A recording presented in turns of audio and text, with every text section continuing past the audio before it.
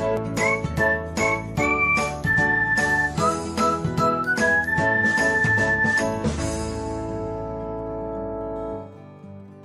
everyone, welcome back to another episode of Technologyglance. Today, in this video, I'm going to guide you through how you can turn on direct share on Telegram.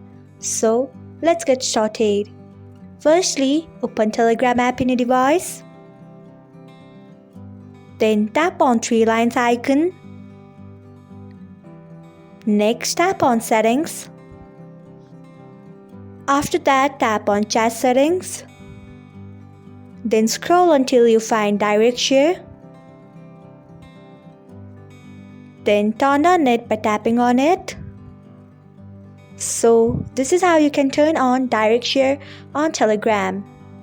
Thanks for watching. If you found this guide helpful, we would love it if you hit the thumbs up button below. We upload great new tech tutorials like this one every day, so do not forget to subscribe to our channel and hit the bell icon so that you'll never miss another update.